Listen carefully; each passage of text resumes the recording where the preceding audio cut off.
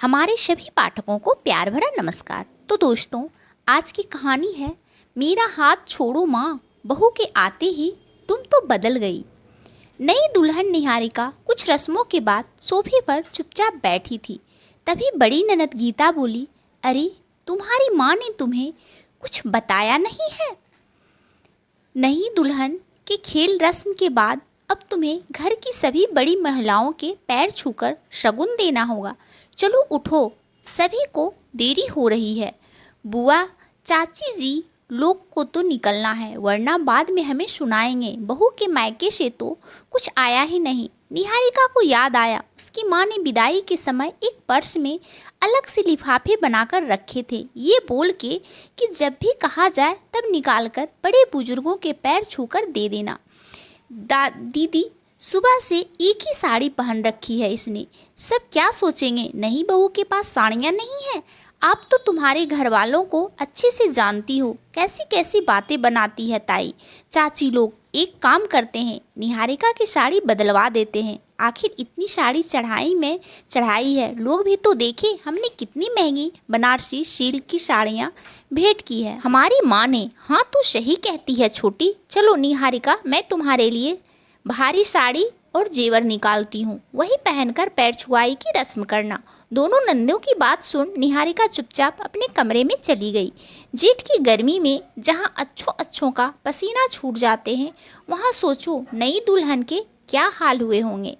लहंगा भारी, साड़ी, दो चुन्नी, गठजोड़ा, भारी चुभते जेवर करती क्या, किससे कहती? नई बहू थी, और जहाँ तो जब से शादी तय हुई है तभी से दोनों नंदों का राज शुरू हो गया। सास गायत्री के तेवर अभी पता ही नहीं थे, क्योंकि शादी का सारा कार्यभार दोनों ननदरानी गीता बबीता ने उठा रखा था। दोनों ननद निहारिका को कपड़े जेवर कौन से पहनने हैं, कैसे तैयार होना है, मेकअप कैसे होना है, सब बताकर कमरे से बाहर आ गई और अपने काम में व्यस्त हो गई। थोड़ी देर बाद जब छोटी ननद बबीता उसे लेने पहुंची तो देखकर गुस्से में बोली, अरे निहारिका, तुमसे कहा था ना दीदी के बताए हिसाब से तैयार होना, ये तुमने सस्ती भद्दी साड़ी क्यों पहन ली?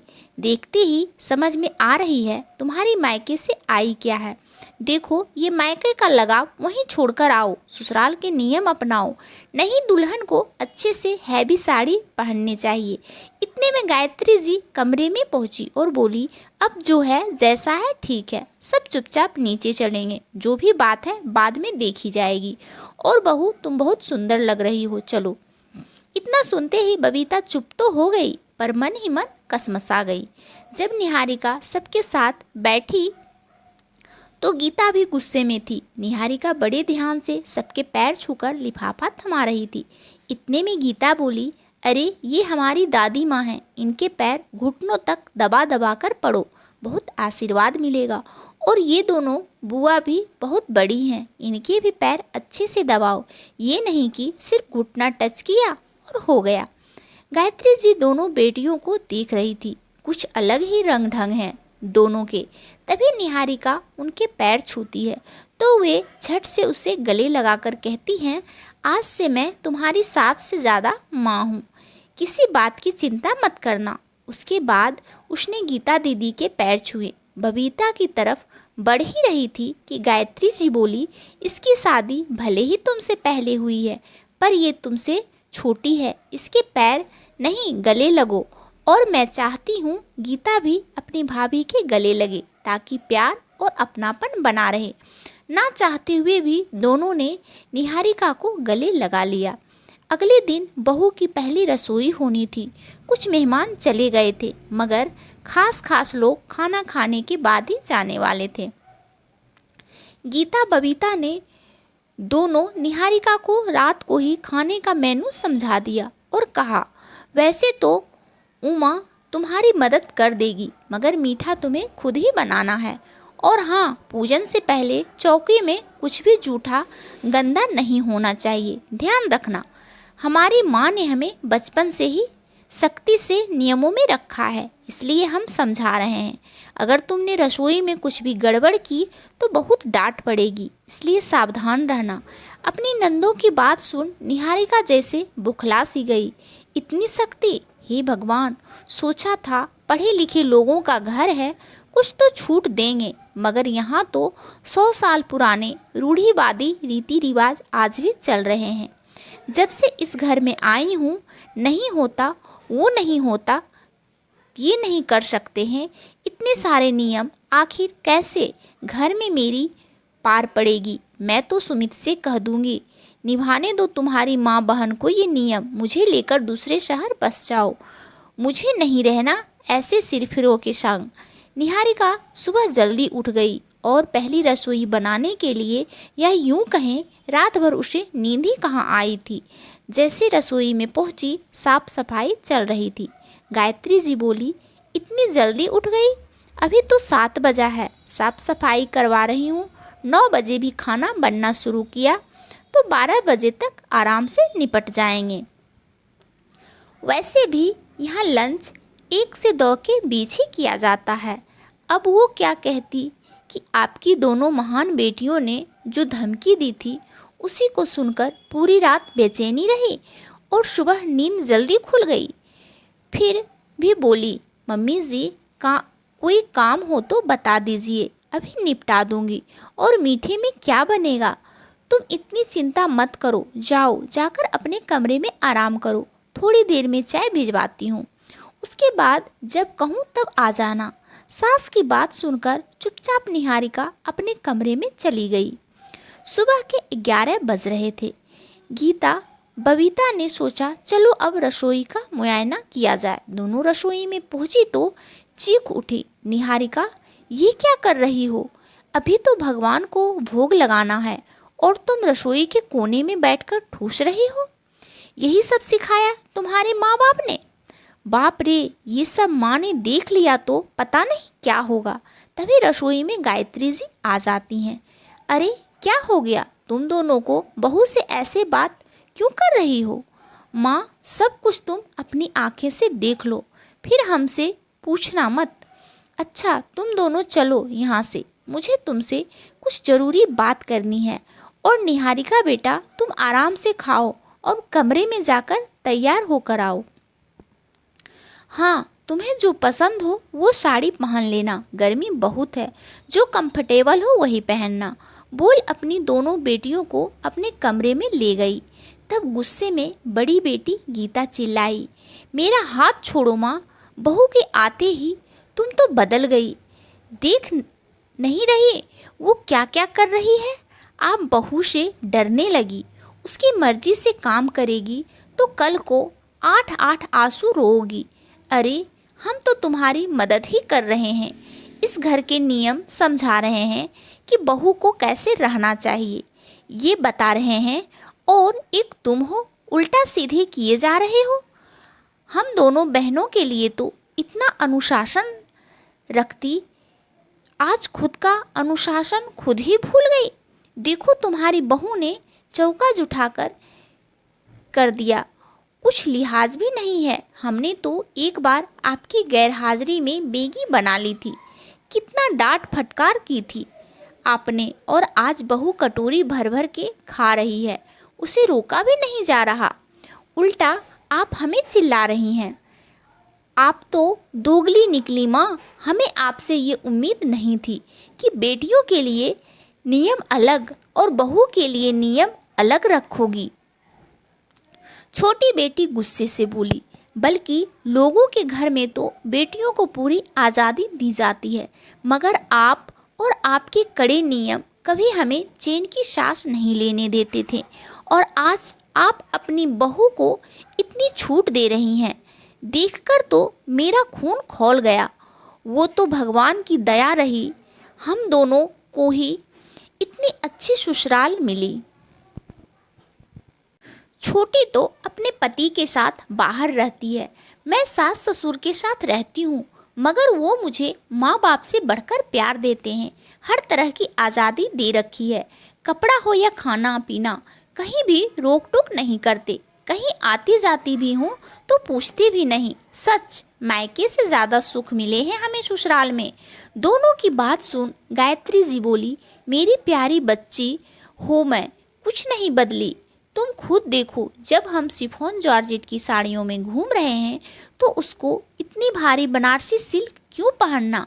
तुमने देखा नहीं, पूरा ब्लाउज पसीने से भींगा हुआ था। और रही रसोई जूठा करने की बात, तो सुनो, सारा खाना बन चुका है। मीठे का भोग मैंने लगा दिया है। जब मैं पूजा कर रही थी तब उसे चक्कर आ गया। मेरे पूछने से बोली, शादी की रस्मों के कारण 4 दिन से ढंग से खाना नहीं खाया और विदाई के बाद एक निवाला हलक में नहीं उतरा है। बेचारी ने। अब एक बात बताओ, जो माँ अपनी बेटियों को भगवान के भोग से भी पहले खाना खिलाती थी, वो आज अपनी बहू को भोग लगने के बाद खाना नहीं दे सकती? और मेरी लड़कियों, तुमने अपने सवाल का जवाब खुद ही दे दिया। मैंने तुम्हें इतने कड़े अनुशासन, नियम, कायदे में इसलिए रखा ताकि तुम कभी भी अपने ससुराल में ये ना सुनो कि तुम्हारी माँ ने तुम्हें कुछ सिखाया नहीं। मैंने हर तरीके से तुम्हें परफेक्ट बनाने की कोशिश की, और देखो, आज तुम दोनों घर ही नहीं, बाहर के कामकाज भी कितने अच्छे से संभालती हो। पूरे ससुराल में तुम्हारी वाहवाही होती है। तुम दोनों की सास पूरी शादी में तुम्हारी तारीफ करते नहीं थक रही थी। सास ही क्यों, मैं भी, क्योंकि तुमने अपने भाई की शादी कितने अच्छे से संभाली। मुझे तो पता ही नहीं चला कि कब शादी के काम की शुरुआत हुई और वो कब आकर खत्म हो गई। मक्खन मलाई से तुमने सारा काम निपटाया। तुम्हारे पापा भी बहुत डरे हुए थे, कैसे होगा, क्या होगा, मगर देखो तुम दोनों ने कैसे निपुणता से सब कुछ संभाला।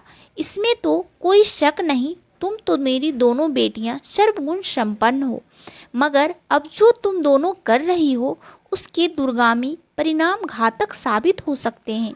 नहीं, अपनी भाभी के मन में ऐसे कांटों के बीज बोओगी, कड़वी बातें बोलोगी, तो आगे चलकर जब मैं असहाय हो जाऊंगी या नहीं रहूंगी तो कभी अपनी भाभी से प्यार समर्पण की उम्मीद मत करना। दोनों अचंभे से अपनी माँ की तरफ देख रही थी कि फिर गायत्री जी बोली, क्या कहते हैं तुम्हारे भाषा में, first impression is last impression. आज तुम दोनों ननद इतना भयानक डरावना रूप दिखा रही हो, सोचो कल तुम प्रेम से बात भी करोगी ना तो उसे शक ही होगा कि आप दोनों इतने अच्छे से बात कर रही नहीं सकते। मैं चाहती हूँ, आज तक मेरी 2 बेटियाँ थी, अब निहारिका को मिलाकर मेरी 3 बेटियाँ हो जाए। उसकी माँ ने मुझे शुरू में ही बता दिया था, पढ़ाई लिखाई के सिलसिले में हॉस्टल और पीजी में ही रही है। घर के कामकाज के हाथ थोड़ा तंग है। और हाँ, माना मैंने तुम्हारे भविष्य के बारे में सोचा, मेरी नीतियाँ कुछ अलग थी। अब हर माँ एक जैसी नीति तो अपना नहीं सकती, क्योंकि परवरिश के कई नियम नहीं होते हैं। हर माँ अपने हिसाब से अपने बच्चों को पालती पोसती है। तो मुझे उसकी माँ सुषमा जी की बातों में भी कुछ गलत नहीं लगा। अब हम चाहते हैं कि निहारिका हमारे हिसाब से ढल जाए, तो उसे कुछ वक्त देते हैं, कुछ अपनी तरफ से समझाते हैं। देखना, धीरे धीरे वो भी तुम दोनों की तरह निपुण हो जाएगी।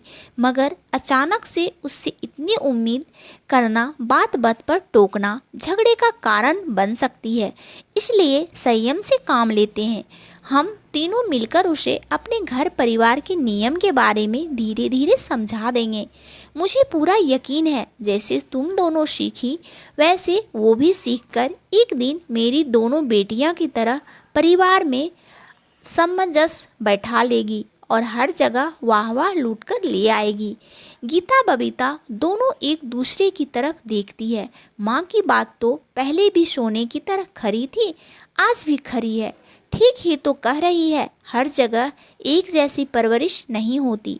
फिर हमारा भी तो कर्तव्य बनता है घर आए नए सदस्य के साथ प्रेम और सौहार्द से बात करना, ना कि बात बात पर ताने तंज लेना, छीटाकाशी करना। दोनों बेटियां एक साथ बोल पड़ी, माँ आपके चरण कहाँ है, आपको साष्टांग प्रणाम करना है। आपने तो हमें बहुत बड़ी गलती करने से रोक लिया, वरना हम दोनों मिलकर उस अकेली की क्लास लगाने में लगे थे। जो हमारी माँ ने हमारे साथ किया, हम उसके साथ करने की सोच रहे थे, जबकि जो भी हमारी माँ ने किया वो उनकी परवरिश थी। अब जो करने जा रही हूँ वो उसका कर्तव्य है। थैंक यू माँ। मेरी पूरी ज़िंदगी हम खुशियों की तलाश करते रहते हैं, जबकि वो तो हमारे सामने होती है। बोलकर दोनों बेटियां गायत्री जी के गले से लग गई। तो दोस्तों, आपको ये कहानी कैसी लगी हमें कमेंट करके ज़रूर बताइएगा, और कहानी अच्छी लगे तो इस कहानी को लाइक और चैनल को सब्सक्राइब करना बिल्कुल भी नहीं भूलिएगा। और आप सब अपने जीवन में खुश रहें, मस्त रहें, यही भगवान से प्रार्थना है। आपका दिन शुभ हो, मंगलमय हो। धन्यवाद दोस्तों।